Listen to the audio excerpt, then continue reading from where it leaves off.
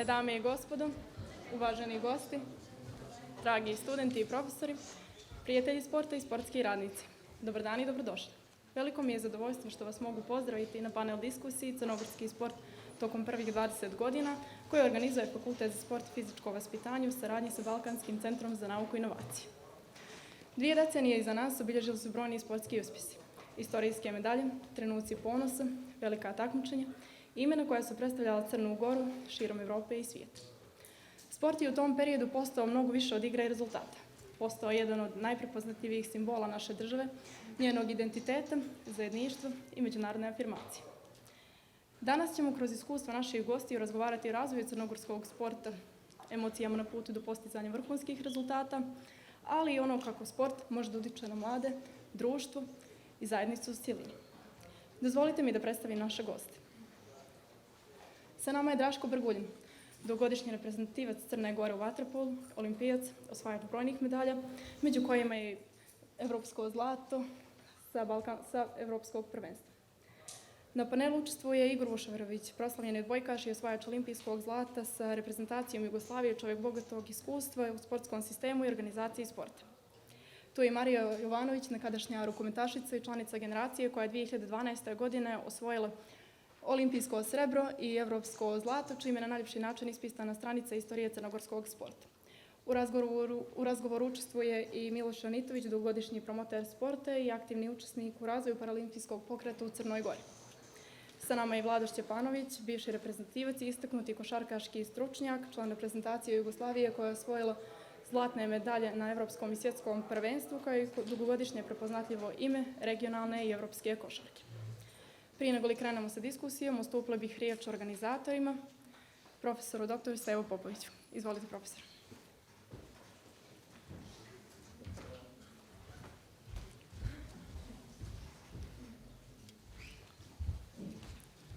Ako ja neću biti neću dugo govoriti, nema ni potrebe, jer smo se drugim povodom našli ovdje. Samo bih želio da pozdravim sve prisutne u ime organizatora Fakulteta za sport i fizičko vaspitanje i Balkanskog centra za nauku i inovacije i da poručim da je univerzitet uvijek mjesto gdje možemo voditi kvalitetne diskusije i slati dobre poruke. Ono što me raduje, što vidim jako puno mladih lica ovdje, nadam se da ćemo imati kvalitetnu diskusiju, poslati jasne poruke i zahvalio bi se panelistima i svim prisutnima i onima koji su pomogli u organizaciji svega ovoga. Želim vam ugodan razgovor. Hvala.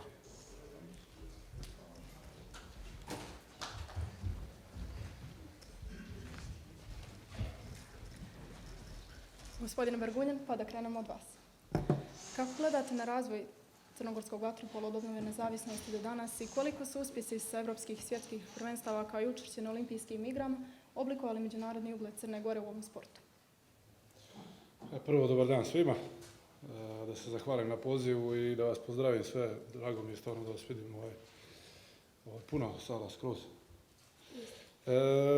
Pa u zadnjih 20 godina, kako bih rekao, imamo to da sigurno su uslovi malo popravili. U odnosu na, naravno, nije to ništa idealno, ali mislim da smo 2006. imali 3 bazena. Od toga su se 2 onako raspadala, jedan se raspao do kraja i više se ne koristi, to je institut Igalo, ali je Jadran dobio taj bazen otvoreni. Sada oni nemaju zatvoreni bazen, nego nešto krpe onim balonom. Nema veze, nećemo o tome. Kotor nema ljetni bazen, renovirali smo zatvoreni koji je stvarno jedan izuzetno dobar objekat, ali opet ljeti valjalo bi da Kotor kao grad na moru ima jedan lijepi otvoreni bazen, valjda će to biti nekad. Budva standardno ima jedan bazen zatvoreni i dobili smo Podgoricu sa ta 2 bazena koji su se napravili, znači posle, mislim da su 2009. ili 2010. napravljeni. To je manje više sve, imamo stari bazen u Nikšiću koji je isto renoviran, koji je dobar bazen. To je sve od nekakvih uslova koje mi imamo. Jeste bolje nego 2006. sigurno, a da može još bolje, sigurno da može. Mislim da prije svega imamo problem u stručnom kadru.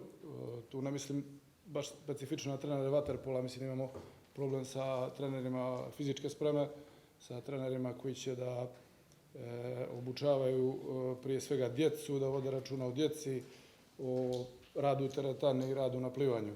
Jer mislim da tu baš onako debelo zaostajemo za ovim nekim većim reprezentacijama.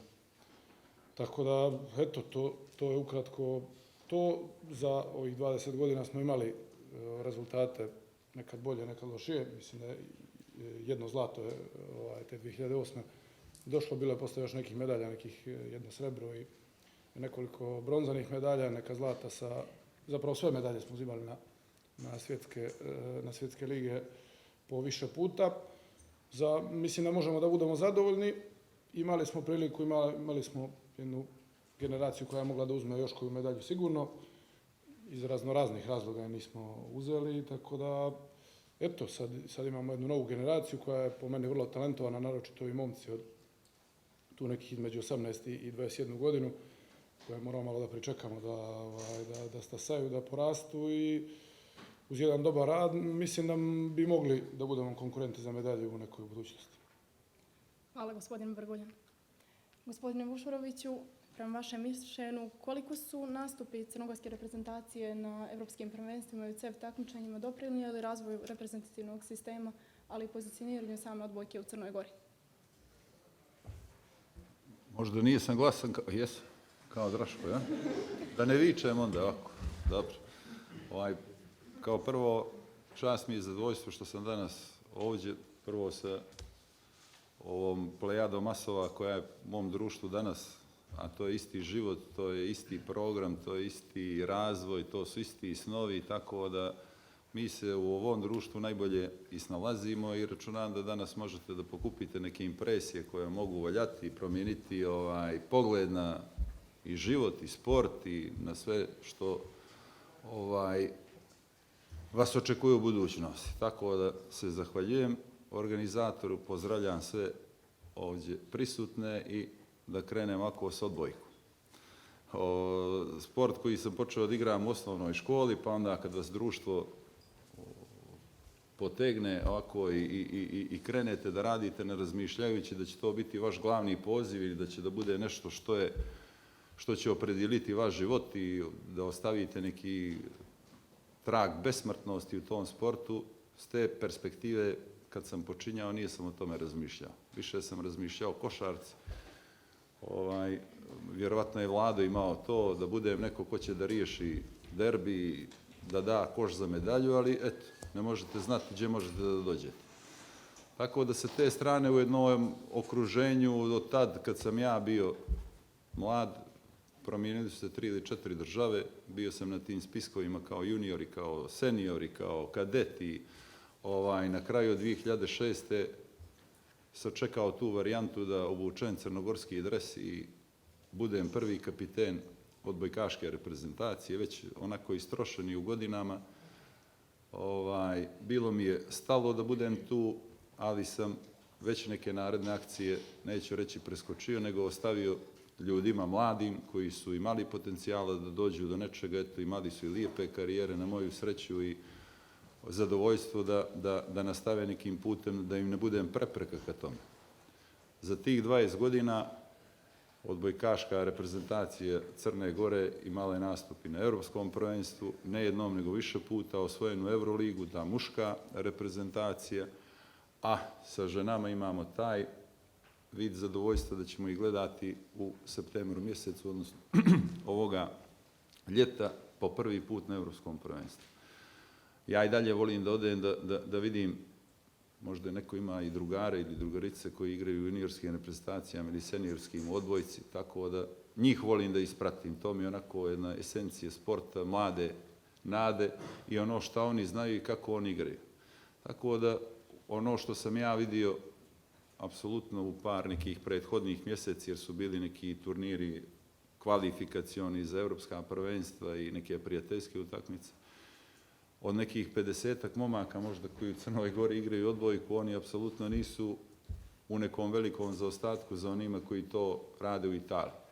Ali oni imaju jedan sistem koji je apsolutno podređen njima i to su pravila koja se striktno poštuju. Što se tiče samih priprema, odnosno igre i vickastog jednog dijela koji treba da bude, neću reći improvizatorski, koji vas uči strpljenjem, da poen se ne rešava u prvoj akciji, nego da ta akcija može da bude i 3 puta ponovljena, da budete strpljivi i da ne griješite. To oni rastu generacijski, kažem, Italije sa tim, imao sam prilike i tamo da igram, pa znam, dok smo mi onako što nama to godi, mi to odmah da riješimo, nema tu da se nešto čeka, dozu strpljenja koja nam treba u igri. Što se tiče djevojaka, veliki broj djevojaka igra u Crnoj Gori i mislim da je to najbrojniji sport u Crnoj Gori i apsolutno sport koji ima perspektivu.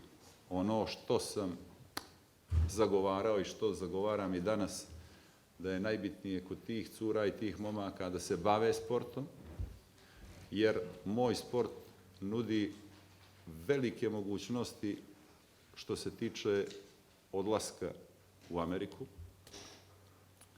srednje škole, a onda koledže ili univerziteta, školovanja, a nakon toga, vrlo vjerojatno, u zavisnosti koliko ste dobri, to je u sportu mjerljivo, povratka u Crnu Goru akademskih građana, ljudi koji su izučavali nešto sa diplomama, da daju ovoj zemlji dodatnu vrijednost i kvalitet njenog razvoja.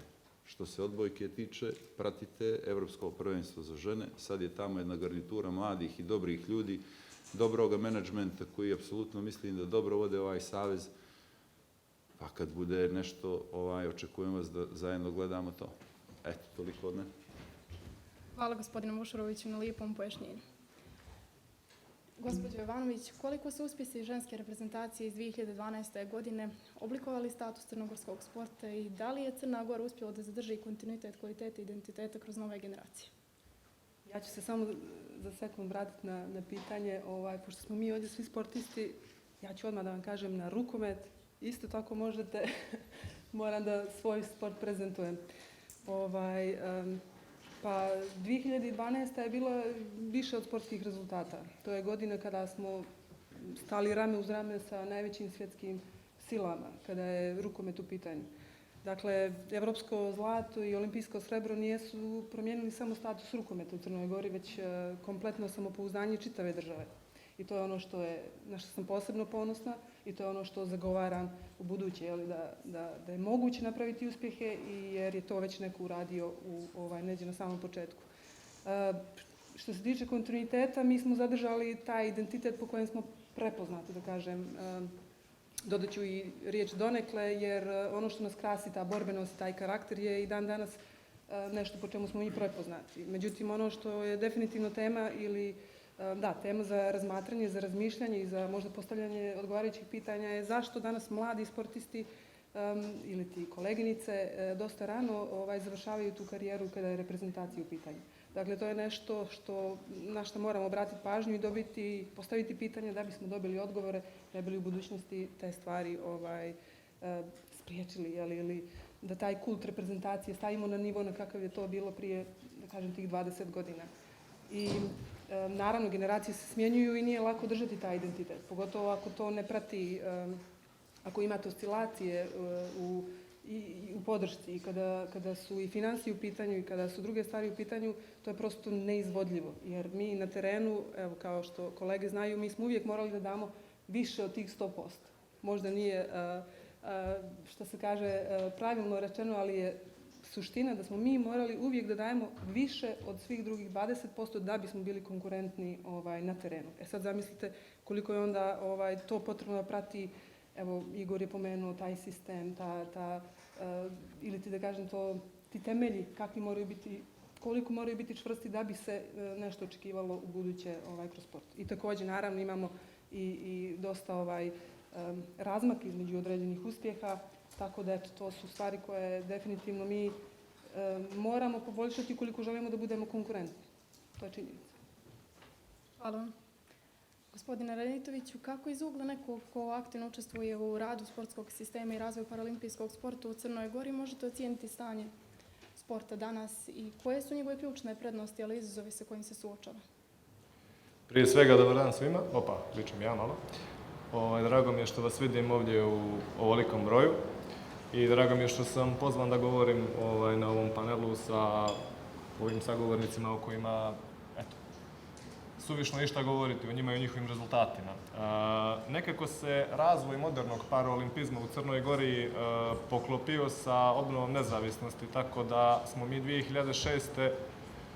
Nas troje sportista krenuli pod vodstvom profesora Igora Tomića, krenuli u jedan put u nepoznato. Nismo mogli ni da slutimo kojom će brzinom to da ide i koliko će da traje. Eto sad, od te 2006. prošlo je 20 godina, mi smo tada imali troje sportista, sada praktikujemo 13 od 26 paraolimpijskih sportova, što eto tako brojčano i pokazuje kako je funkcionisao i kako je tekao napredak parasporta u Crnoj Gori. Nije bilo lako jer je parasport bio nešto novo i trebalo je upoznati ljude sa tim kako to funkcioniše i trebalo je objasniti ljudima da je to zapravo sport, da su to ljudi koji treniraju po 4, 5, 6 sati dnevno, koji imaju svoje uslove za bavljanje sportom, čiji su rezultati vrednovani u svijetu, ali i do toga se došlo relativno brzo i kako se ušlo u sistem, kako je počeo sistem da funkcioniše, tako su krenuli da stižu prvi rezultati, prve medalje i došli smo u situaciju da posle nekih 20 godina postojanja modernog paraolimpizma u Crnoj Gori imamo 2 paraolimpijske medalje. Sigurno ste čuli za stonotenisera Filipa Radovića koji je osvojio bronzane medalje na paraolimpijskim igrama u Tokiju i u Parizu. Sad to je neka lijepa strana priče koju takođe čini dosta nekih prevaziđenih izazova koje sport osoba s invaliditetom vuče sa sobom, a to su neki nepristupačni sportski objekti u kojima treba trenirati, pronalaženje stručnog kadra u parasportu. Morate znati da, na primer, trener u parasportu rijetko kad je samo trener, on je i asistent, i vozač, i prijatelj, i psiholog.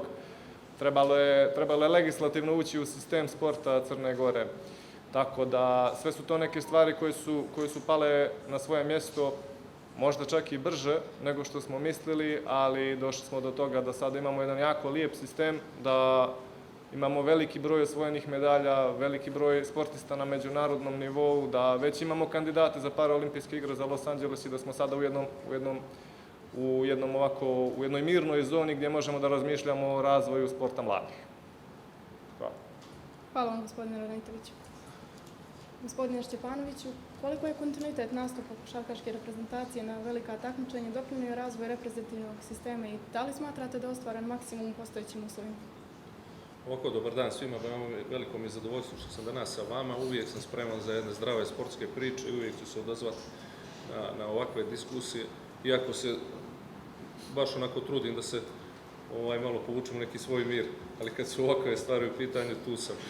Što se tiče košarke, ja mogu najreprezentativnije da pričam o košarci i ovim drugim stvarima sam veoma pažljivo slušao moje prijatelje koji su pričali vezano za sve to. Što se tiče samog pitanja, pa naravno, svako predstavljanje države i reprezentacije na velikim takmičenjima znači mnogostruku korist i pozitivno, jer ja sam počeo da igram košarku zato što sam na TV-u gledao olimpijadu u Seulu, pa kasnije svetsko prvenstvo 90-ih koja je bilo u Argentini, kada su naša tadašnja reprezentacija napravila ogromne rezultate i to je taj prvi moment koji je mene doveo na košarkaški teren.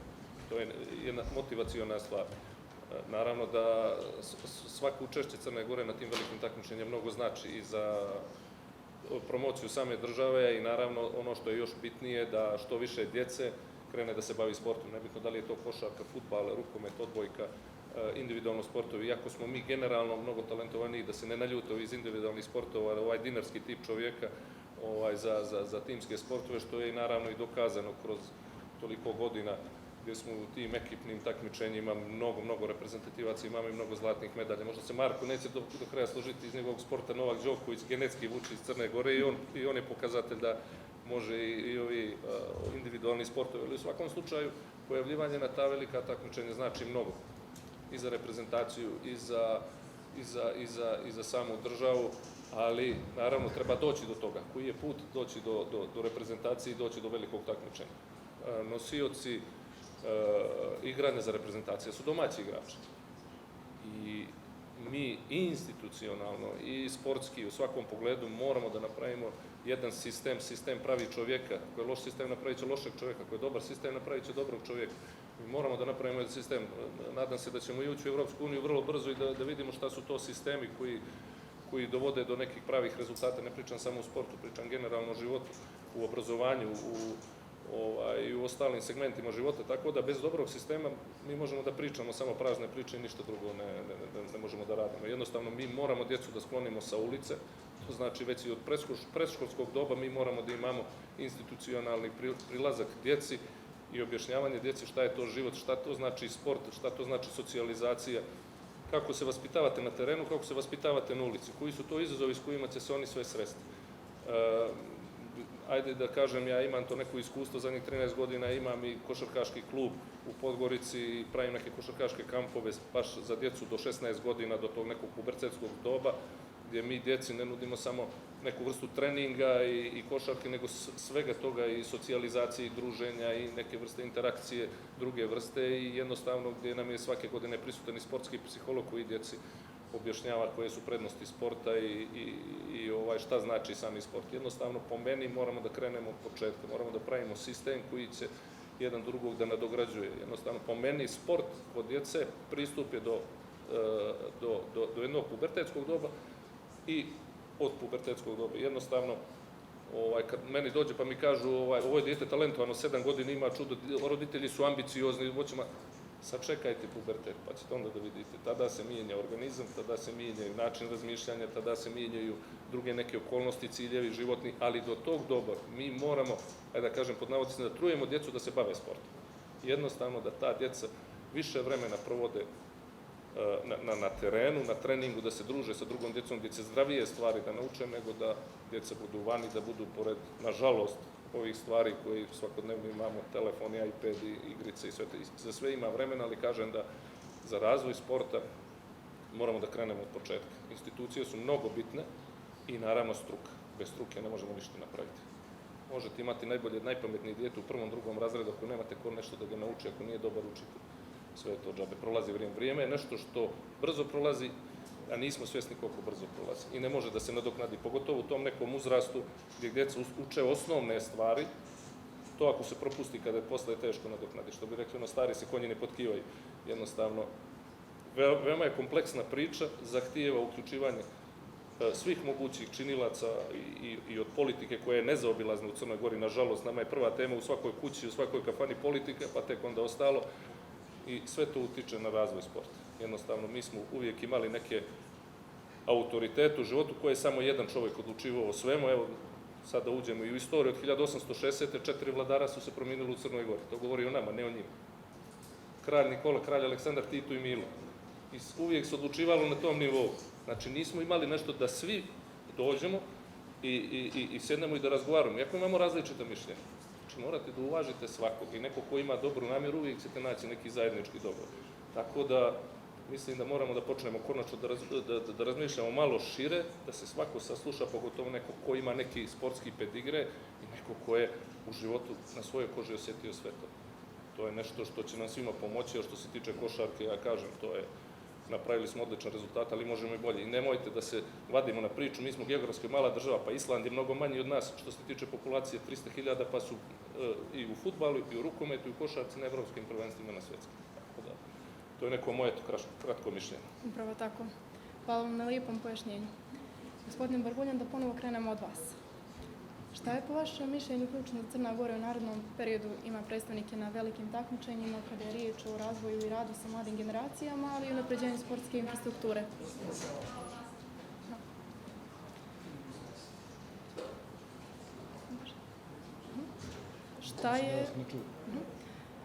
Šta je po vašem mišljenju ključno da Crna Gora u narednom periodu ima predstavnika na velikim takmičenjima, naročito kada je riječ o radu sa mladim generacijama i razvoju sportske infrastrukture? Ovo što je Vlado pomenuo mi se jako sviđa. Mislim da je ta edukacija najvažnija. Da, pored tih uslova za rad koji moramo da imamo, da je kvalitetan trening najvažniji. Bitno je da se djeca od najmanjih, od tih najnižih generacija, od najnižeg uzrasta bave sportom prije svega. Jedan jako mali broj će izaći od toga profesionalnih sportista. ali da se prije svega svi što više bavimo sportom, a onda naravno za nekakve vrhunske rezultate sigurno da treba dosta toga da se poklopi. Kao jedna mala zemlja moramo uložiti u obrazovanje i u edukaciju prije svega trenera koji će da obučavaju tu djecu. To je po meni najvažnije i primarna stvar. Naravno neke uslove kojima sam već pričao da nisu loši, da mogu još bolje da budu, naravno da dobijemo još koju dvoranu ili koji bazen, to bi uvijek bilo Zasigurno da bi bilo značajno. dobro. Da. Hvala vam. Gospodine Vušuroviću, iz vašeg iskustva u vođenju načina organizacije sporta i sportskog rada, koji bi morao biti neki naredni veliki cilj crnogorskog sporta i koliko se taj cilj može povezati sa odbojkom? Cilj koji bi trebao da bude, znate kako, mi se sad uglavnom bavimo nekim analizama, euforijom, 20 godina je prošlo, medalje, mi smo bili ovo, mi smo bili ono, sve to lijepo. Ali ako mi ne stanemo i podvučemo jednu liniju, 20 godina je završeno. Dolaze nove generacije, mijenja se svijet, mijenja se medicina, mijenja se sport, mijenjaju se pravila. Mi sve to bi trebali da pratimo na jedan kvalitetan način. Evo, pomenuli smo veličinu Crne Gore, a ja ću da dodam još, mislim da je pobijaš igrali smo rukomet protiv, sad na Farska ostrva, je li tako? Farska ostrva. 30 i nešto hiljada ljudi. Fudbal, nažalost izgubili smo od njih, mislim da je bilo 3 ili 4-0 tamo, izgubili smo na Evropskom prvenstvu, tako bilo, muški, od Farskih. Slabo pratim muški. Jest. Kvalifikacije, evo, dobro. Ovo sam znao, nego vas provjeravam, samo da im kako pratim. Zamislite sad zemlju od 30 i nešto hiljada ljudi, Farska ostrva, igra se u Njemačkoj, 8.000 Farana dođe da isprati svoju rukometnu reprezentaciju. 8.000. Tih dana se ne radi, kompletna država je stala za rad sporta. To jedino sport može da napravi. Da se napuni sala, da se navija i da oni imaju 2 sporta, nemaju uz to neki sport koji nije kod njih tradicionalan i za koji nije su se opredijelili da investiraju, nego imaju 2 sporta. I to su im najbolji proizvodi i oni s tim nastupaju. Zamislite migraciju zemlje koja ima 35.000 ljudi do 8.000 pođe u Njemačku, znači 1/3 je emigrirala. Što vam to govori? O odnosu prema zemlji, o odnosu prema sportu, moći sporta, šta on može da uradi. I to su oni naravno plaćali, niko ih nije ćerao na to. Znači, odanost, jedan dio njihovog strateškog ulaganja, oni su to sam imao podatak, za 25 godina, ne znam koliko desetina miliona uložili u sportsku infrastrukturu. Zamislite, razvijate sport, imate strategiju i razvijate sport i kažete sad ćemo da idemo skakaonice da pravimo za skijanje, odnosno ski skokove. Niti imaš snijega, niti imaš ovoga. Oni su se opredijelili tačno ono što imaju i to su doveli do reda. Nama najveći sportski infrastrukturni projekat ne može da se završi već 7 godina. Evo profesor Fićo kaže Cetinj. Nažalost jeste. Zamislite vi taj dio ozbiljnosti odnosa prema sportu. Samo to. A onda dolazimo do nečega što je usko vezano i za vas. Mi smo svi sportisti ovdje koji su svoj život i mladost i neki dio godina lijepih vaših ostavili u sali. Žrtvujući polumaturu, maturu, ekskurziju, ljeto, sutomore, žurke, sve. Mi smo bili po sobama i nismo izlazili iz zone komfora, odnosno prebacili smo se u zonu koja nas je maksimalno izrabljivala. Nismo ustajali u zonu komfora, a što je 12, ne mogu danas, Boga mi, boli me lakat ili nešto. Sport vas nauči da imate principe po kojima morate da radite. A prebacit ću vam, nije sport, nego škola. Danas nije sam u školu, lagano će ovo proći, kad se ovo završi, šutra, a to mi je lako. U sportu ne postoji šutra i lako je, nego je svaki dan isti. Sport vas uči i da učite, i da čitate, i da poštujete, i da trpite bol, i da budete neko ko treba da vodi svoj život.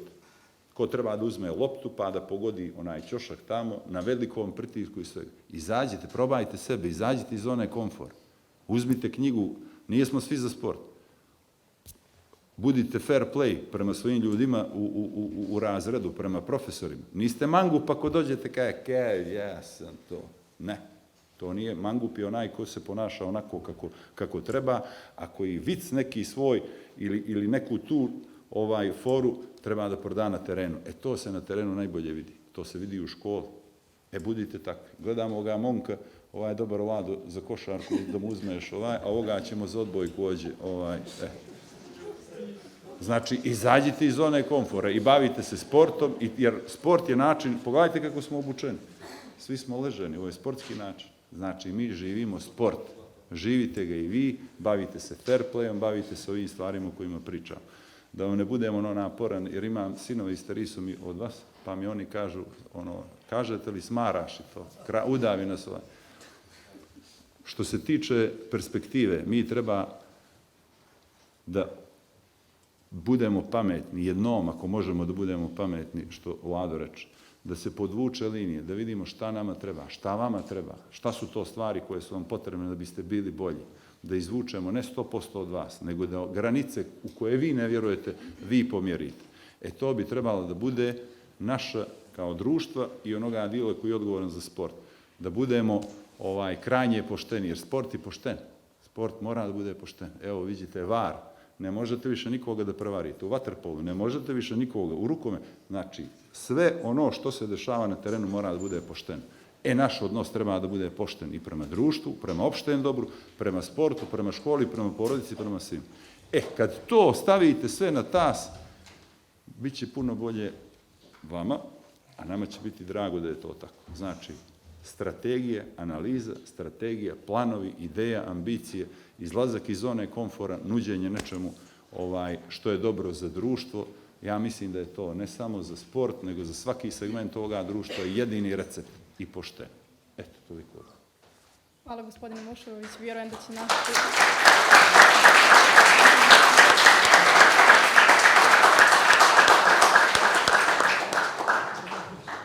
Vjerujem da su naši gosti, odnosno naša publika, izvukla veliku poruku iz vaših riječi. Gospođo Jovanović, šta je potrebno da crnogorski rukomet i u buduće bude konkurentan na velikim takmičenjima i koliko sport zapravo ostvaruje širi društveni uticaj i doprinosi razvoju mladih generacija? Upravo je to nešto što smo svi ovdje danas izdvojili kao ključnu stvar, a to je da se postavi kvalitetan sistem i da kada uložimo u te stvari koje su neđe od temelja ključne i bitne, možemo da očekujemo dalje 100% od nekog. Također ću se pridružiti Igoru kada je rekao da svako u životu treba da radi ono što, prije svega da pronađe ono što voli i da to radi iz sveg srca. I kada to pronađe, dakle sve poteškoće na tom nekom putu će da se eliminišu jer, da kažem, ljubav će to da nadomjesti. Što se tiče rukometa, mislim da je ključno da se sve ove stvari o kojima mi ovdje pričamo implementiraju u sistem i u razvoj tog dijela gdje ćemo na kraju početi, ali motivišući tako mlade da se bave sportom, motivišući ih da se bave rukometom. Činjenica je da mi imamo jako talentovane ljude, imamo u svakom sportu veoma talentovanu omladinu i naravno sam po sebi talent nije dovoljan. Šta je potrebno? Potrebno je osim tog sistema koji je krucijalan, koji svako ko dođe i naslidi samo treba da isprati, jel tako? Da od mladih ono koliko im damo, toliko ćemo i dobiti zapravo. I ukoliko mi nismo 100% predani tom cilju i tom zajedništvu i toj nekoj ideji koju sport nosi, naravno ne možemo očekivati ni od njih da nam uzvrate i da očekujemo rezultati, da pričamo o tome kako mi nemamo recimo rezultate svake godine na nivou na kojim smo možda u nekom trenutku nekog navikli. Ali pored samog talenta bitno je ulaganje u trenere, dakle edukaciju trenera, ono o čemu svi pričamo, edukaciju svih ljudi koji su ključni u tom nekom procesu. Dakle, nije dovoljno samo taj neki put koji smo mi prešli. Evo, ja imam neki svoj put. Naravno, moj put nije isti kao što je danas njihov put. Potpuno se razlikuje. Znači, moje su želje i moje su potrebe išle iz neke druge svijesti, a to je iz nekog boljeg života, kvalitetnijeg života, iz nekog, uslovno rečeno, i nemanja.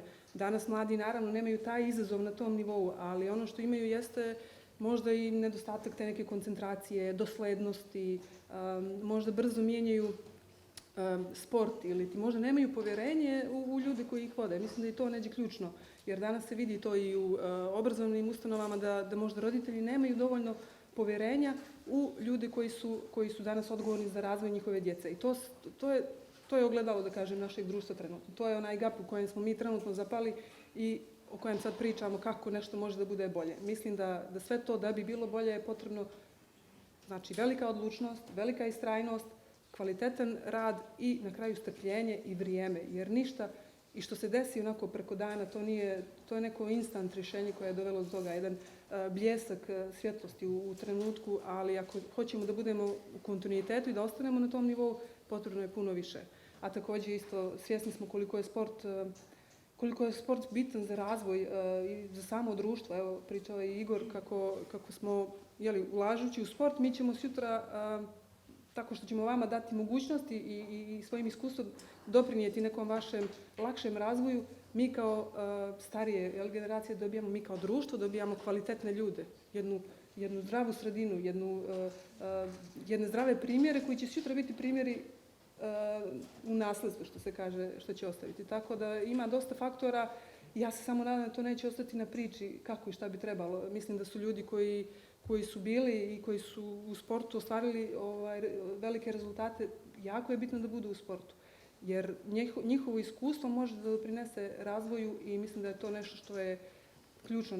Ne mogu ja pričati o ne znam, kosmosu i o drugim stvarima ako sam ja cijeli svoj život posvetila sportu. Ja mogu da se edukujem, da se posvetim na više grana, da se usmjerim, ali u principu mislim da su ovi ljudi ovdje proveli jedan veliki dio života posvećenosti baš toj sferi o kojoj mi ovdje danas pričamo i o kojoj ste vjerovatno slušali ovih proteklih dana. Sport je bila glavna tema kada su hvalospjevi u pitanju, šta se desilo i šta smo radili za ovih 20 godina. Tako da se ja vjerujem da to neće samo ostati na tome, nego da ćemo praviti korake da bismo takve stvari u buduće, da bismo nekako bili stabilni u tom dijelu. Eto.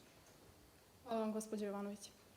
Gospodine Ranitoviću, šta bi po vašem mišljenju trebali biti ključni prioriteti u razvoju paralimpijskog sporta kako bi se na taj način osigurali bolji uslovi, ali i bolja podrška sportistima? Pa za sveukupan razvoj sporta u Crnoj Gori potrebno je formirati jedan sistem koji će služiti svim sportistima i svim sportskim radnicima. Ovdje se nekako došlo do momenta da vi morate da napravite prvo rezultat da bi vas sistem uzeo da radi sama, a ovako dok nemate rezultat nema vas niđe. Šta treba da se uradi? Mi imamo tu jedan dodatni problem koji se tiče opšte svijesti ljudi, a to je moment ulaska osoba s invaliditetom u sportu. Treba dosta rada, treba dosta promocije, dosta promjene te svijesti, dosta rada sa roditeljima osoba s invaliditetom, jer vjerovali ili ne, dešavalo mi se da me zovne mladić koji bi htio da uđe u parasport i da me posle 3 dana zovne njegov otac i kaže ne, nećemo mi to, nama to ne treba. Da li smatrate da je to rezultat neinformisanosti? Pa jeste. Ja ne mislim da tu ima neke loše namjere, nego jednostavno možda informisanost tu može biti na malo višem nivou. Mi se zaista trudimo što se toga tiče da svaki događaj, svaki moment, svako dešavanje što se tiče naših sportista i naše organizacije i objavimo i zaista jesmo medijski praćeni jako dobro. Tu ne bi bilo korektno da išta drugo kažem, ali opet je potrebno mnogo rada da se dođe do momenta da javnost shvati da parasport nije nešto humanitarnog tipa gdje ljudi idu da se pojave, gdje im se podijele te medalje i tako dalje. Evo, ja sam osoba koja je došla iz parasporta, 12 godina sam živio van svoje države i apsolutno se mogu povezati sa svim ovim što je rekao Igor.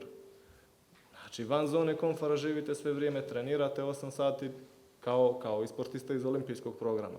To je nešto što je na nama da mi u nekom narednom periodu pokušamo da pokažemo. Da je ulazak u zdrave stilove života koji olakšava asimilaciju i socijalizaciju osoba s invaliditetom jedna jako dobra stvar koja će vas dovesti do momenta da putujete dosta, da eventualno napravite i neki rezultat, da vam se promijeni mindset i da vam život bude ljepši. Tako da što se toga tiče, čeka nas dosta rada u narednom periodu na tim stvarima. Eto, na našu sreću imamo nekoliko sportista koji su sjajni promoteri svega ovoga što mi radimo. Tako da vjerujem da ćemo i tu imati neki boljitak uskoro. Hvala vam, gospodine Rahmetoviću. Gospodine Šćepanoviću, šta smatrate da je neophodno da bi crnogorska košarkaška reprezentacija napravila naredni veliki korak i koliko je teško zadržati mlade talente u domaćem sportskom sistemu? Ovako, da se ne ponavlja ono što smo prije pričali, sistem je nešto što se mora uspostaviti. Jednostavno, mi smo došli i sad jedan veliki problem objašnjavati djecu šta im to sport donosi i šta im ne donosi sport. Jednostavno, taj neki poremećeni sistem vrijednosti od 90. godine, nažalost, onog krvog građanskog rata gdje se sve preokrenuli, su prave vrijednosti potonule na dno, ono sve što je bio mulj, tada je otišlo na površinu i dan danas se održava.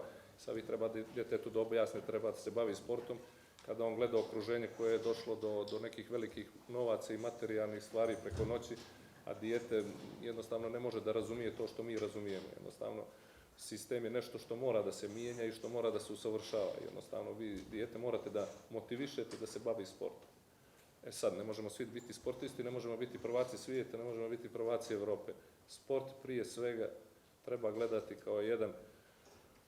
kao jedan, ajde da kažem uslovno, zdravstveni motiv za djecu, sociološke prirode i zdrave konkurencije. U sportu je zdrava konkurencija. U sportu nikad neće razmišljati ako je neko bolji od vas, ajde sad ću da mu uklizam, da polomim noge da bih ja bio ispred njega. Ne, ti ćeš da treniraš 2 puta više i bolje od njega da bi ga stigao. Dok je to u drugim sferama života znamo i svi vrlo dobro da to nije tako, da se koriste sve različite metode.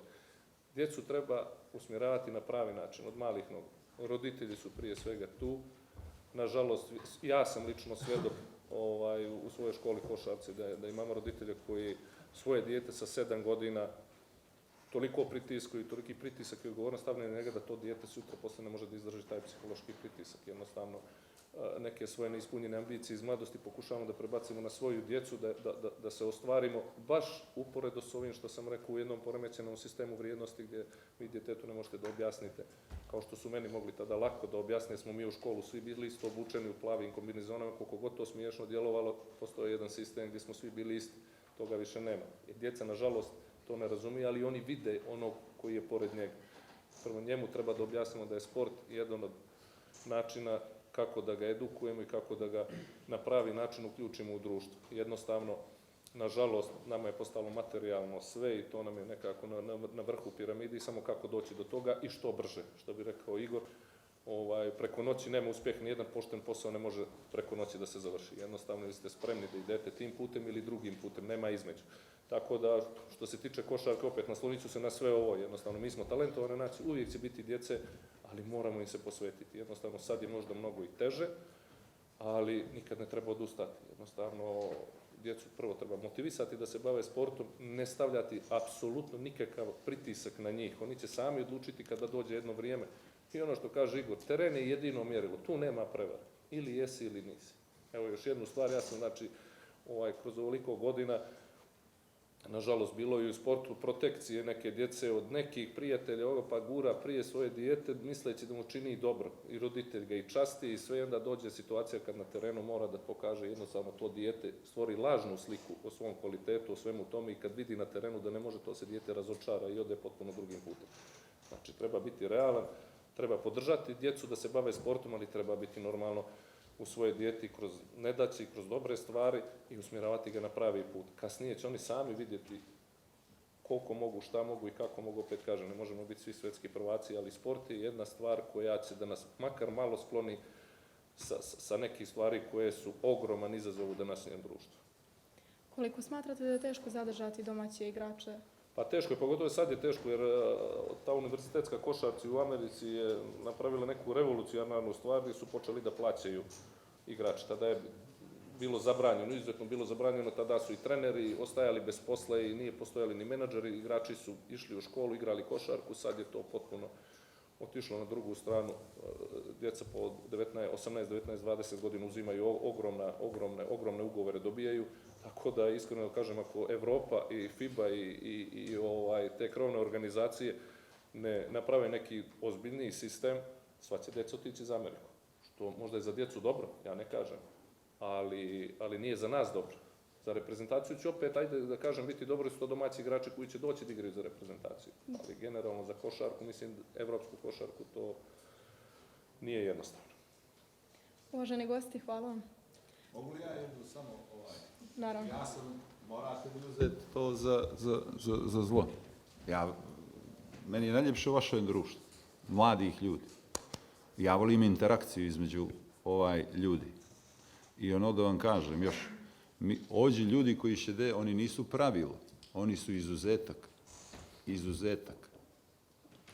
Ovako kako nas vidite, mi smo izuzetak. Nismo neko ko je trenirao 7 sati pa je, i to dođe sam. Ne. Prolaziš kroz nešto što se zove sito i rešeto. I to je stvarno tako. A sve ovo što izazovi ovoga novoga doba koji imate, znate li koliko smo mi ovdje zajedno tegova digli, ne znam je li naša voditeljka, ali vjerovatno da smo pili nekakve preparate da bismo bili danas ovakvi. Ne, sve smo radili pošteno. Nemojte dolaziti u situaciju, makar jedan savjet. Trenirate, u godinama ste kad ste razvija, pa pustite neki video, onaj TikTok ili ono. To su atlete, to su Apoloni. I vi u svo ovo što imate oko sebe, da je vezano chat GPT, vi ćete da poslušate onoga prodavca koji će vam prodati neku kantu, pa ćete da mutite to, to će budu mišići, izaćete ovo ljeto, ove djevojke što dolaze i što se druže s vama, već Apoloni. Da li je to dobro za vas? Pitate li se je li to dobro za moje zdravlje? Jesu li to steroidi? Je li to neki doping? Šta to može da uradi od mog organizma? Ne ulazite u neke stvari prije nego što se informišete oko njih. Nemojte da vam drugi dijele savjet. Raspitajte se sami, budite odgovorni prema sebi. I to je jedna moja poruka bila. Ovo je 45 minuta, sad će da zvoni pa ćete da poskačete, znam vas sve. Eto, toliko od mene. Prije nego što zaključimo današnju diskusiju, pozvala bih publiku da se uključi. Ukoliko imate pitanje za naše goste, sada je pravo vrijeme da postavite. Izvolite. Ja sam Milanka Marić, sa Medicinskog fakulteta.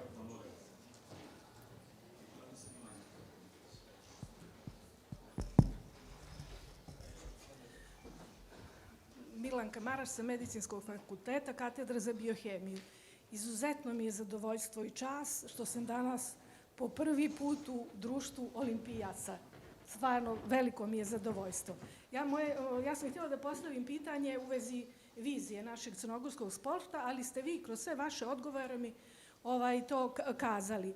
Ja bi se Igore nadovezala samo na ovo, nekako mislim da upotreba suplemenata i energetskih napitaka i kreatinina i to da uopšte nisu upućeni kakve to posljedice ostave kasnije, a pogotovo na srce. Pa da li bi moglo nešto na tom pitanju da se uradi, da prije nego što krenu da uzmu taj napitak, da razmisle, da pitaju nekoga ili da sport nije su ti mišići što ste vi sad rekli, nego nešto mnogo više. Znači, radim na praktičnim vježbama iz biohemije. Sada jedna nam je vježba proteini i infekcija. I sada priča se o proteinima, kako se unose, šta radi i kako. I sad pričamo o kolagenu. Mi studenticu medicine 2. godina nismo mogli ubijediti da je suplement koji ona unese, taj kolagen, da joj ama baš ništa ne pomaže. Ali ona je na kraju i dalje tvrdila da joj upotrebom tog kolagena njoj kosa je postala čvršća. Sad smo završili semestar i ja pitam je li pijete i dalje, ona kaže da. Znači, svijest o tome moramo na tome poraditi puno, da svako neko sredstvo koje nije voće, povrće, hrana, da moraju se voditi računa. I drugo pitanje, konstatacija, da li sport može bez politike i kada će se i ostali klubovi u Crnoj Gori i manje dobijati ista sredstva, a ne samo budućnost i fudbal i košarka i to. I još samo nešto, dok smo ovdje sjedili, čekali vi da uđete, ovi su ljudi googlali vaše ime. Ja sam razočarana. Ipak mora da se zna ko je Igor Vušurović, ko je Mara, ko je Vlado Šćepanović, ko je gospodin Draškov. Moje srce bilo veliko, ona Malaga, a isto sam tako bila jako tužna kada ste vi osvojili srebro u Londonu, a vi 4. mjesto i kada smo vas dočekali na trgu. Bile su mi pomiješane emocije. Gospođo, ja se izvinjavam, ali trebamo da se vratimo na pitanje da bismo ostavili prostor i ostalim učesnicima. Pa ja sam postavila da se, šta može da se uradi za suplemente i da li može sport bez politike. Hvala. Za vas. Nemojte me gurat. Pa, meni je prvo drago što ste se javili. Biću maksimalno kratak. Ne može sport bez medicine. Ne postoji... Sport ne može bez medicine. Znači, ne postoji šans. Znači, od nekih uložaka koje vam ljudi rade do svih zglobova koje imate, do analize krvi i svega ovoga. To su ozbiljne stvari. To je nauka. To nije dio naš posla. Vi ste naš servis i apsolutno treba da budete tu. Što se politike tiče, nama političari vode sport. Nama političari vode sport, vode život. Ako izađemo s jednom političkom pričom, politika i etika nisu u nekoj suprotnosti. A etika i sport su dijametralno suprotne stvari.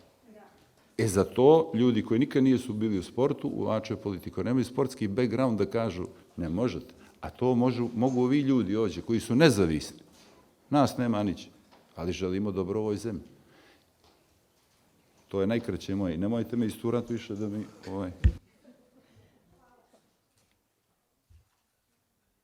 Da li bi još neko postavio pitanje? Izvolite. Šta je bila najveća prepreka? Može. Ajde.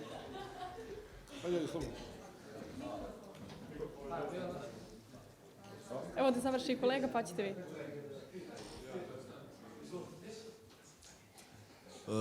Ja sam Petar, zadovoljstvo mi je da stojim ovdje pred vama i želio sam da iskoristim priliku da postavim pitanje to već iskusnim sportistima tokom vaših karijera.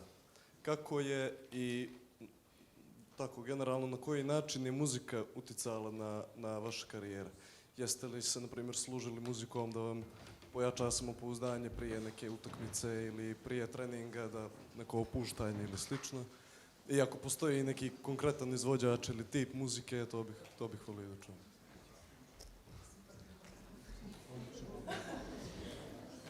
Vi ste stalno slušali muziku, znači mi nikad nismo. Pošto kaže Draško, smo mi stalno slušali muziku. Ono što je zanimljivo da u periodu kada smo mi igrali, stvarno nismo imali pristup nekoj pomoći kad je riječ o psihologiji čovjeka i kako se nositi sa porazima, pobjedama. Mi smo to nekako morali onako sami da pronađemo način i pješke. Tako da je definitivno muzika bila upravo taj izraz naš gdje si recimo svoje emocije onako obrađivao, a što se tiče motivacije, da, definitivno to je uvijek bila muzika i kao što jedna moja koleginica reče, to su bile stvarno crnogorske pjesme pred utakmicu, dok svako onako za sebe traži ono što mu uhu prija. Tako da je bilo raznih krajnosti od onih laganih sentiša, da se iznenadite kako uopšte to može da vas motiviše, do onih, da kažem, znači udaraljki na sve strane. Tako da je svako svom uhu šta mu je prijalo radio, ali onako zajednički to je bila ta muzika gdje smo mi stvarali tu atmosferu između nas i gdje smo onako sa tom energijom osjećale se. Znači osjećale smo da smo spremne i nešto što nas je dizalo pred tako važne mečeve. Ja bih dodao nešto, ovo pitanje je sjajno bilo i sad iz aspekta sportista iz individualnog sporta, pošto sam se bavio paraatletikom, imate jedan period godine u ta neka 3-4 mjeseca gdje se radi strašno obimno i vi uđete pred kraj tog ciklusa jednog, 3. nedelja, gorite, raspadate se, puni ste laktata, umirete. I znate da vi taj zadnji vikend imate 15 km trčanja posle svega što ste uradili, 11. trening u nedelji, da nema muzike. 30% stvari koje sam uradio u životu, na treningu, na takmičenjima ne bi uradio. Znači, to je nešto što pokreće, nešto što podiše, nešto što je jako važno za sportistu. Čak evo podijelit ću s vama ovdje nešto. Postojale su određene, pošto sam se skokom u vis bavio, postojale su određene pjesme koje su imale taj neki moment zaleta za skok u vis, koje sam ja konstantno pre takmičenja premotavao i radio vizualizaciju svog skoka tačno u tom momentu kad je meni to odgovaralo u toj pjesmi. Tako da, hvala vam na pitanju, pitanje je izuzetno i da, jako je važna muzika za sport. Izvolite.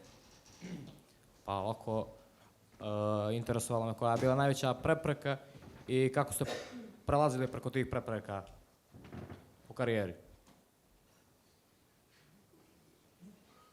Bilo to povrede ili neki spoljni utjecaj, tipa društvo, porodica, ne znam.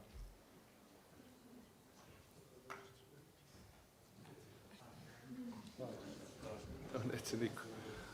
Ne, odlično je pitanje. Mislim, u profesionalnom sportu koji je možda po meni najteži posao na svijetu, imate najveću borbu, to je borba sa samim sobom. Jer toliko ima stvari koje vam se dešavaju svakodnevno, što si pomenuo sami, i od povreda i od nekad i od raspoloženja, nekih spoljnih uticaja, svega toga, da jednostavno dođe vam 100 puta u životu da odustanete. Ali jednom ako odustanete, to više nije to. Uvijek ćete odustati. Znači, bitno je ne odustati.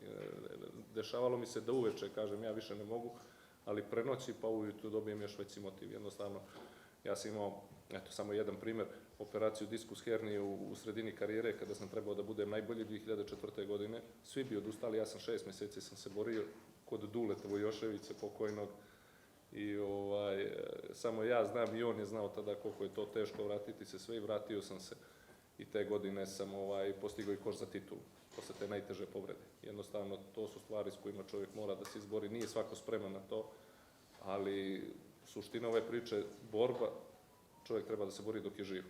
Nema odustajanja, ni uče. To je to. A nešto za prevenciju povreda, kako ste se s tim složili? To je veoma bitno. Sad što kaže Igor sam, medicina je toliko napredovala i rad, na primjer, i fizioterapeute i kondicionih treninga se izuzetno mnogo promijenio u odnosu kada sam ja, na primjer, 98. godine se spremao za svetsko prvenstvo. Sada su pripreme mnogo kraće, sad je mnogo efikasnije, sad ima milion nekih drugih stvari i ta sama prevencija povreda je mnogo bitna.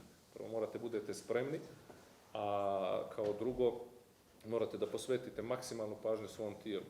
Ne samo u tim vježbama koje su prevencije za jačanje tetiva, tih spojeva, kvadricepsa, mišića i svega toga, gibkosti, elastičnosti, nego ishrane. Ishrana je strašno postala bitna. Novak Đoković sam može da posvjedoči svemu tome, jer traje 40 godina, ima i na tom nivou. Znači, to je vođenje računa o svom tijelu i naravno ishrana. Ishrana je veoma, veoma bitna, ako ne možda i najbitnija. I još jedno pitanje, kako balansirate taj period priprema i da kažem pauze kad se odmara? Pa to je posao naravno kondicionih trenera i tog medicinskog tima i naravno stručnog štaba koji planiraju čitavu sezonu. Jednostavno, taj godišnji program koji oni moraju da pripreme. Ja sam imao tu sreću da radim sa profesorom Vladom Koprivicom koji je genijalac i dan danas on je čovjek koji svu tu teoriju zna, ima u malom prstu i jednostavno to ti ono podizanje, spuštanje forme, tačno se zna kada treba da bude forma na najvećem mogućem nivou, kada treba da se spusti forma, kada se biraju, to je najbitnije utakmice. Ne možete na jednom nivou odigrati čitavu sezonu, to je nemoguće, to niko nije uspio. Jednostavno, na kraju krajeva računa se ono što je na kraju. Evo, juče je završen Euroliga, Olimpijakos je osvojio posle jedne naporne sezone, jednostavno one su izgleda najbolje radili tokom sezone. Moramo da uzmemo u obzir broj utakmica, te napore koji imaju broj putovanja, da jednostavno uspjeli ste ako imate sve zdrave igrače. Vidjeli ste sami koliko je povrijeđenih igrača u toku sezone bilo u svakoj ekipi. Neverovatno puno. Real sinoć igrao bez 3 centra zbog tih povreda. Jednostavno, to su stvari na koje svi moraju da računaju, ali to su stvari koje mnogi ljudi u klubu moraju da vode računa, baš ovi što sam vam rekao, i doktori, fizioterapeuti, kondicioni treneri, oni svi moraju da znaju svakog igrača u prste, jer mi nismo svi organizmi isti, svi smo mi različiti. Jednostavno, nekom treba više da trenira, nekom manje da trenira, neko treba veći odmor da se odmori, nekom jednostavno, to je postala jedna ozbiljna nauka i kao takvo se sad primjenjuje svugdje u svijetu. Hvala. Izvolite, profesore Vasiljević.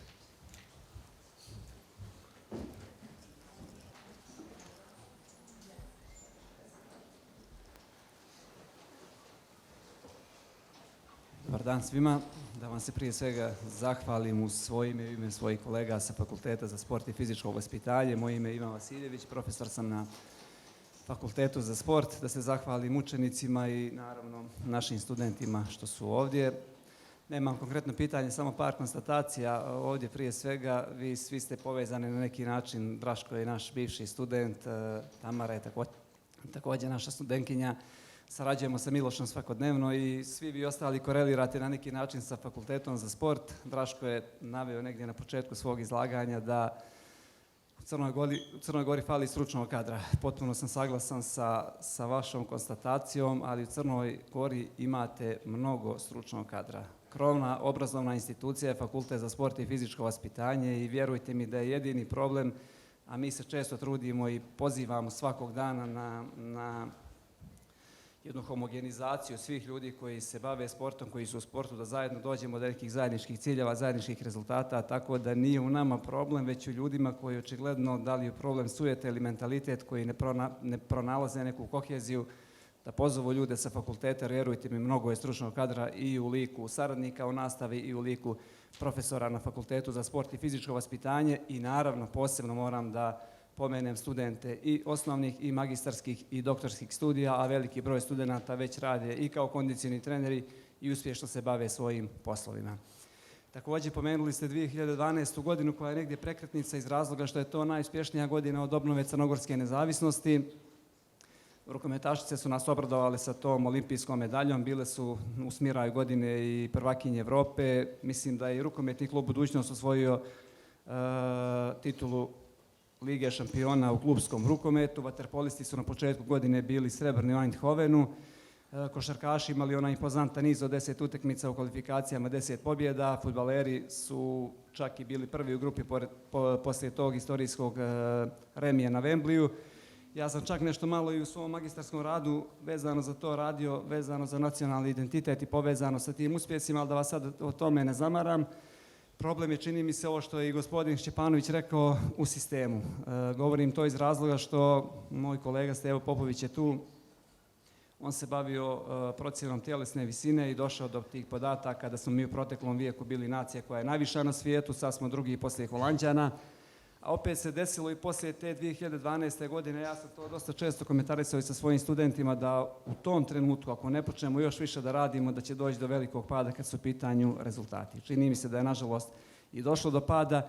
Rukomet je posebno problematičan u tom smjeru. Sjetit će se gospodin Nikola Petrović, sjedi tu pored nas, da smo na nekom od prethodnih velikih prvenstava došli u situaciju kada se povrijedila Đina Jauković i drugi bek je pošao na trudničko bolovanje, da nijesmo imali visokog beka na planetarnom takmičenju. Zamislite naciju koja je najviša na svijetu, a nema visokog beka, kao da nemate visokog korektora u odbojci ili da nemate visokog igrača u košarci na pozicijama 4-5. Znači da je problem u sistemu, jer vi visokog sportistu ne možete da utrenirate, morate samo da ga pronađete. To je jedna sposobnost, odnosno karakteristika koja je visoko genetski determinisana, ne može se utrenirati, samo možemo da je selektiramo. Znači da je problem u selekciji, odnosno u sistemu, kao što je opet gospodin Šćepanović pomenuo, moramo da krenemo prije svega od vaspitnih ustanova, od vrtića, preko škola i naravno studentskog sporta i da na jedan kvalitetan način se trudimo da prije svega utičemo da svi zajedno kroz koheziju, kroz homogenizaciju doprinosimo uspjesima crnogorskog sporta i ja se negdje nadam, bez obzira na sve, da ćemo na obali Tihog okeana u Los Angelesa 2026. godine svi vi naravno koji ste u sportu i naravno i mi koji smo u sportu, odnosno sportskim naukama, doprinijeti tome da Crna Gora zasija zlatnim slovima u Los Angelesu. Eto, toliko, hvala vam još jednom. Ako ima neko na moju konstataciju od vas, neki komentar, na raspolaganju smo.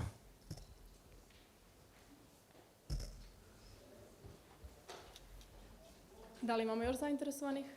Izvolite.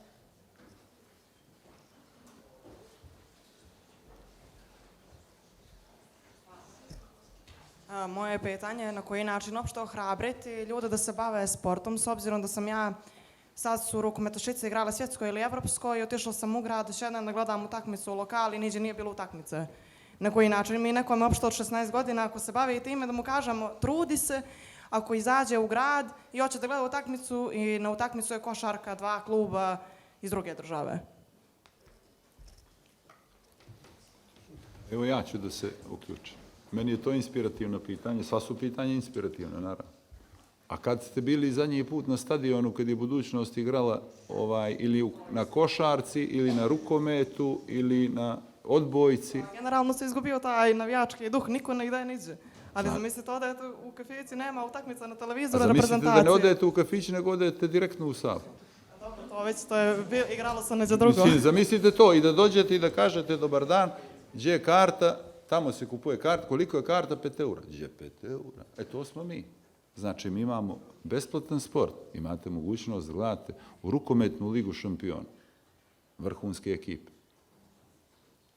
džabe ulaz, košark, dok je bila Euroliga, znači, vaterpol, vi imate sve sportove, ne izvolite, za 0 eura.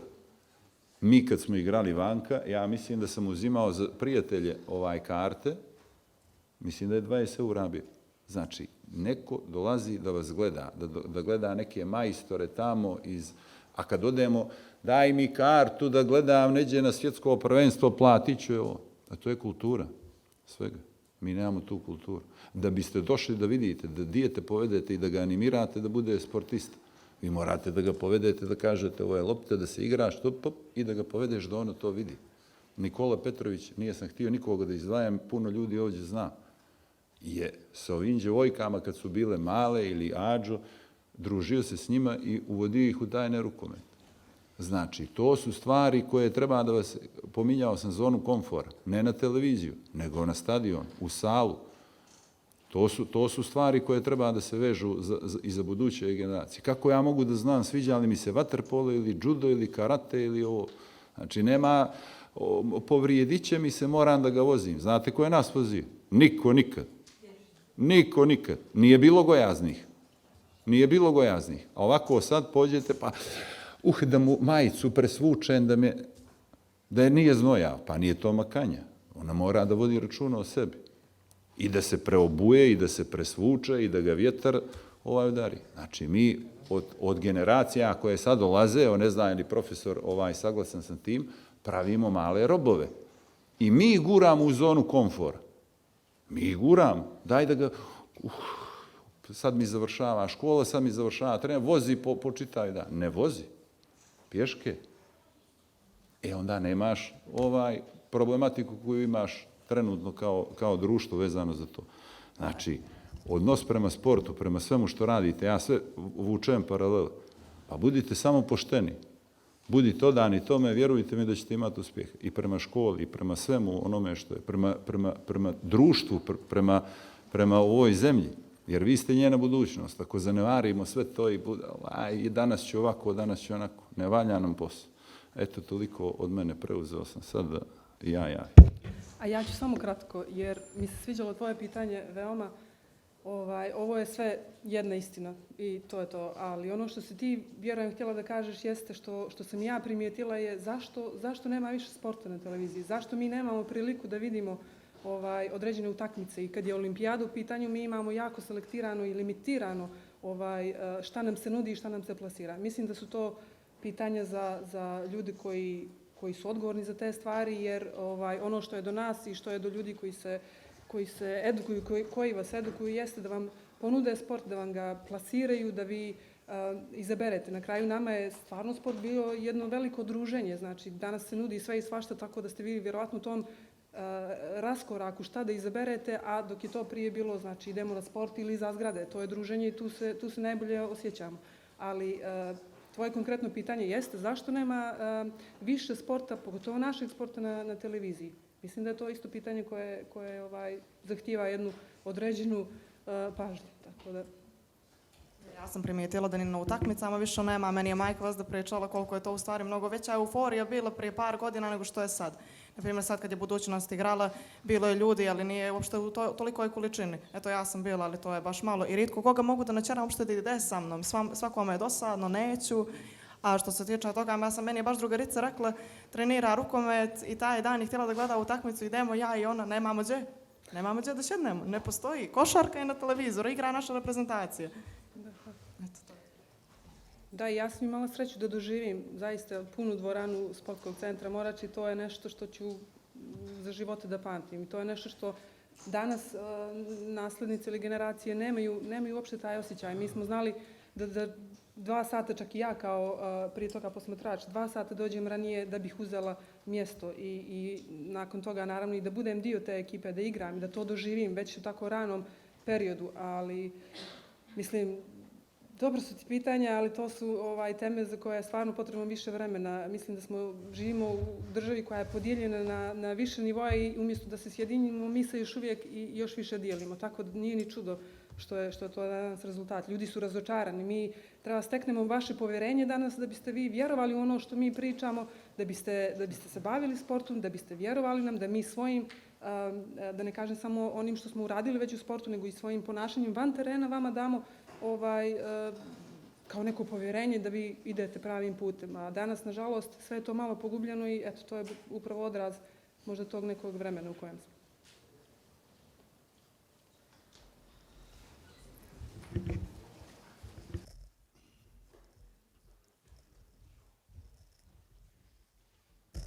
Dobar dan svima.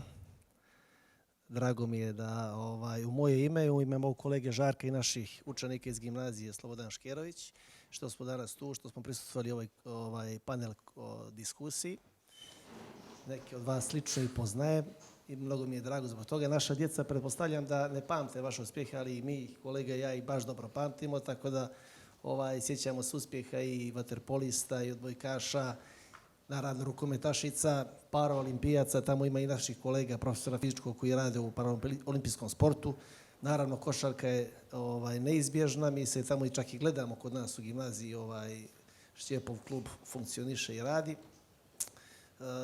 Ja sam bavim se profesionalno fudbalom, u fudbalu sam već blizu 30 godina.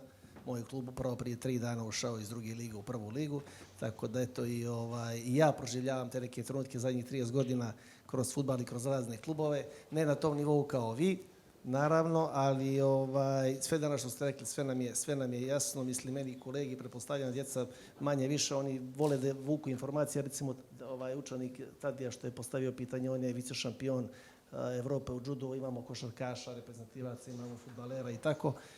Žao mi što nema nekog od mojih kolega, bivših fudbalera i tako, ali ja neću ništa da pitam, sve je meni jasno i što ste počeli da pričati i od sistema i od rada i sve to ste dobro objasnili. Samo bih želio da vas pozovem da budete sutra govornici u gimnaziji kod nas, mi ćemo organizovati nešto, da dođete kod nas jer naša škola je mnogo velika, 2000 učenika, imamo sportska odeljenja, tako da bi bilo lijepo da budete i kod nas gosti, da i druga djeca imaju priliku da vas i vide i čuju. Hvala puno.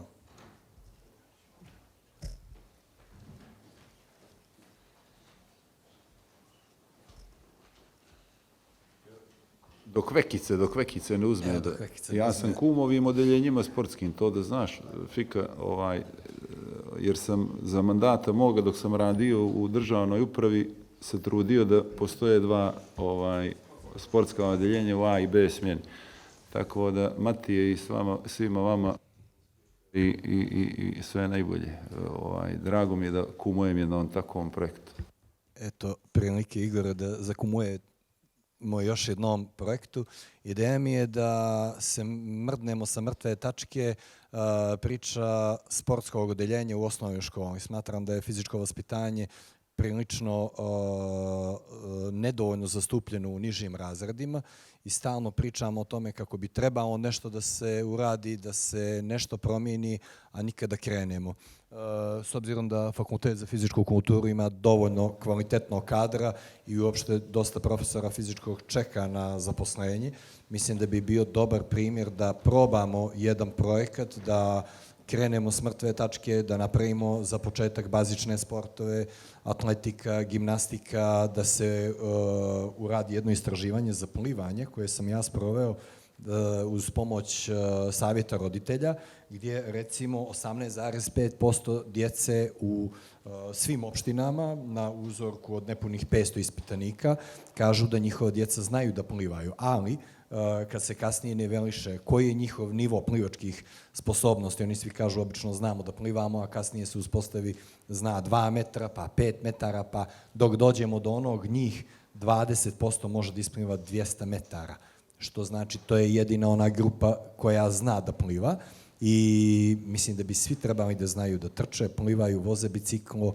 i mislim vi ste naši ambasadori najbolji gdje god pođete i kad kući dođete uvijek se rado odazovete svim našim pozivima i budete gosti kod nas. Mislim da sad možemo zajedno da napravimo jedan dogovor, da probamo svim snagama da pokrenemo neki projekat gdje će osnovci imati besplatno fizičko vaspitanje, plivanje, trčanje i druge sportove koje je u mogućnosti realizovati u školskom dvorištu ili lokalnom bazenu. Hvala. Ja ću jedno pitanje samo. Od 500 ispitanika, koliki procenat zna da pliva? 18,5. Pardon, 18,5 kažu da ne znaju da plivaju. S tim, kad sam napravio, kako bi to bilo preciznije, postavio sam pitanje, ko ima strah od toga da zaroni u vodu, pa da zaroni da otvori oči i tako dalje. Došli smo do cifre koja u stvari malo drugačije stvara sliku, znači veliki broj njih može samo 5 metara da prepliva, 20 metara mnogo manje, a 200 metara to je mali procenat. Znači to je oni koji stvarno znaju da plivaju. I tehnički sa vaša rezultati, neka statistička greška, vas znatno manjeg broja pojedinaca koji se toliko trudite i pravite takve rezultate. A za koji je to uzrast rađeno? Niži razredi, preko savjeta roditelja sam radio, savjet roditelja Crne Gore, tako da pa manje više su niži razredi popunjavali. A popunjavamo iz više opština, tako da dominantno je bila Podgorica, a možda je Podgorica i najbolji pokazatelj jer na sjeveru nema bazena, na primorju tehnički ne možete se ni vi pohvaliti se uslovima, tako da možemo dalje nastaviti istraživanje i da dođemo do boljih rezultata. Ja pitam vas zato što mi generalno imamo problem sa plivanjem, čak i u Kotoru. Da. Imamo sad juniorsku i reprezentaciju koja je bilježila neke dobre rezultate, ali objektivno plivački baš zaostajemo za tehnikom plivanja, zaostajemo puno za ovim nekim većim reprezentacijama. Pa da, kod nas je u principu više popularizovan vaterpolo nego plivanje i to je... To je bitan problem, zamislite košarkašku reprezentaciju ili u rukome da je već u deficitu, da je već slabija u samom startu jer ne može da trči koliko druge ekipe. Da. To vam dođe tako. Mi imamo ozbiljan problem sa tim. Kroz klub, kroz Kotor sam vidio, imamo 2 juniora ili 3 koji jako slabo plivaju. Momci su talentovani, oni su reprezentativci, imaju neku bronzu sa evropskog prvenstva i to sve, mislim. To je strašan rezultat za nas. Kao plivači, oni su zadnji na treningu. 200 metara, najadvite jade ispliva. To stvarno imaju problem. Dobro, imaju tu i aerobni ti kapaciteti, to sve poremećeno, slabo se treniralo objektivno u Kotoru zadnjih godina, dok je se bazen renovirao, ali imamo problem sa plivanjem sigurno. Uvaženi gosti, hvala vam što ste svojim znanjem, iskustvom i rezultatima doprinijeli ovom razgovoru i podsjetili nas na sve ono što je crnogorski sport ostvario u protekle 2 decenije. Hvala i publici na pažnji i učešću. Nadam se da vas je ovaj razgovor postakao da nastavite da vjerujete u sport kao područje rada, zajedništva i pravih vrijednosti. Hvala lijepo.